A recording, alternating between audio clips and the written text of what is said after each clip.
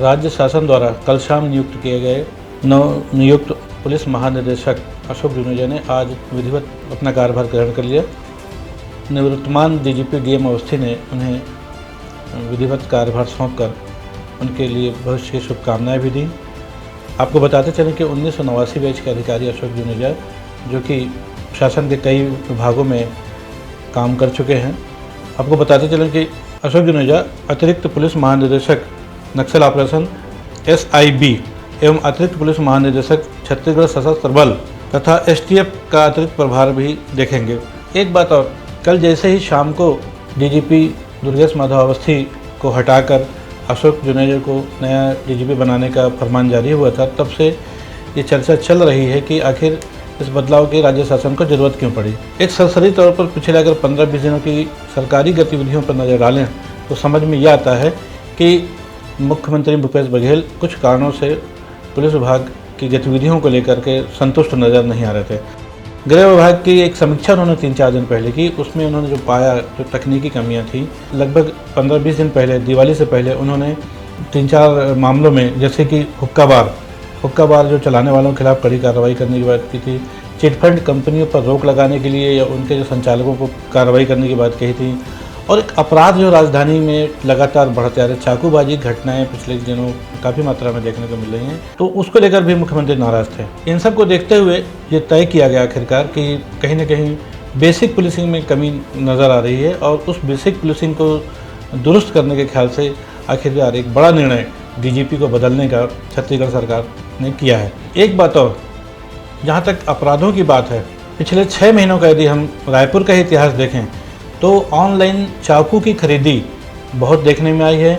खमतरई के अलावा पुरानी बस्ती और 2-3 थाने क्षेत्र हैं जहां पर कि पुलिस के पास ऐसे बहुत सारे आंकड़े मौजूद हैं जिनसे ये जाहिर होता है कि उस क्षेत्र के नवयुवकों ने ऑनलाइन चाकू की खरीदी की।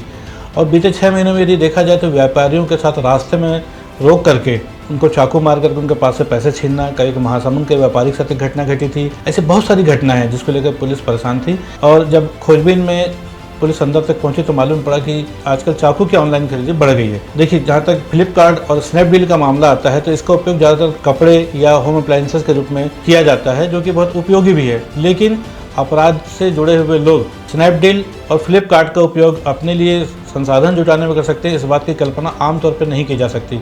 लेकिन छत्तीसगढ़ में बात सामने आई है। पुलिस के अधिकारियों ने पिछले दिनों फ्लिपकार्ट और स्नैपडील के अधिकारियों को बुला करके उनको सीधा ताकीद की है कि इस किस्म की चाकुओं की खरीदारी पे आप रोक लगाएं, इसके लिए कोई नीति बनाएं, और उसके लिए उनको कुछ समय भी दिया गया है।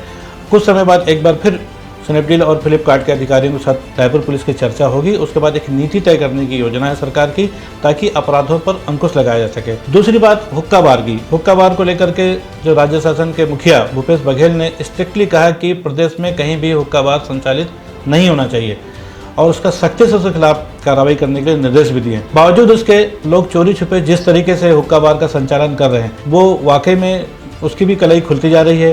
हाल ही में रायपुर के एक थानेदार ने बाकायदा ग्राहक बन करके फ़ोन किया हुक्का संचालक बार वाले को और उसको सुविधा भी मिल गई। इससे समझ में आ गया कि कहीं ना कहीं पुलिस प्रशासन हुक्का बार के संचालन में रोक लगाने में नाकामयाब रही है। कहते हैं कि पुलिस अगर अपराध रोकने के लिए नए नए रास्ते ढूंढती है तो अपराधी भी अपराध करने के लिए भी नए रास्ते ढूंढ लेते हैं। जहाँ तक अवैध कारोबारियों का संबंध है, हुक्का बार से संचालन जुड़े लोगों ने तो एक नई तकनीक खोजी। उन्होंने किसी एक व्यक्ति विशेष से घर में जाकर के, जहाँ पर 8-10 लोग पहले से बैठ के हुक्का पीना चाहते हों, उनको होम डिलीवरी कहा जाए, होम डिलीवरी की सुविधा देते हुए अपनी गाड़ी में वहाँ पर हुक्का लेके जाते हैं, उनको फ्लेवर लेके जाते हैं, उनको घर में बैठा कर हुक्का पिलाते हैं। एक नए किस्म का बिजनेस भी रायपुर में देखने को मिल रहा है और जो छत्तीसगढ़ सरकार के लिए वास्तव में चिंता का विषय है। चिटफंड कंपनियों की बात, जिसमें लाखों करोड़ों रुपए के बहुत सारे धोखाधड़ी के मामले आए दिन सामने आते हैं। बहुत सारे गरीब अपनी जीवन भर की कमाई चिटफंड कंपनियों में लुटा चुके रहते हैं और उनके परिवार की स्थितियाँ खराब रहती है। उसको लेकर सरकार बेहद गंभीर है। पुलिस से भी अपेक्षा थी भूपेश सरकार की कि उस पर अंकुश लगाए, लेकिन उसमें पुलिस प्रशासन नाकामयाब रहा। ये भी कारण था शायद डीजीपी बदले जाने का। नए डीजीपी अशोक जुनेजा से जो उम्मीदें छत्तीसगढ़ सरकार को हो, वो उसमें कितना सफल हो पाएंगे ये समय ही बताएगा। लेकिन उनके पिछले अनुभवों को देखते हुए, जिसमें ये बात साफ आ रही है कि शायद ही कोई ऐसा विभाग हो जिस विभाग में उन्होंने काम ना किया हो। उसके अलावा डेपुटेशन पर दिल्ली में भी अपनी विशेष तौर पर सेवाएं दे चुके हैं। एक बार फिर छत्तीसगढ़ सरकार ने अशोक जुनेजा पर एक बड़ा विश्वास करते हुए छत्तीसगढ़ की जनता को कई तरह से राहत दिलाने के लिए एक नई किस्म की जिम्मेदारी दी हुई है। न सिर्फ छत्तीसगढ़ सरकार बल्कि प्रदेश की जनता को भी उनसे बहुत उम्मीदें हैं और ये देखना है कि उनके नेतृत्व में छत्तीसगढ़ का पुलिस प्रशासन राज्य की तमाम इस किस्म की विसंगतियों को दूर करने में कब और कितना सफल हो पाएगा, इस बात पर सभी की निगाह रहेंगी। आज का ये एपिसोड आपको कैसा लगा, इस बारे में अपनी राय जरूर दीजिएगा। हमारे न्यूज़ पोर्टल, हमारे यूट्यूब चैनल को सब्सक्राइब कीजिए, लाइक कीजिए और समय समय पर अपने सुझाव भी देते रहिए। न्यूज़ 220 के लिए मैं BD निज़ामी।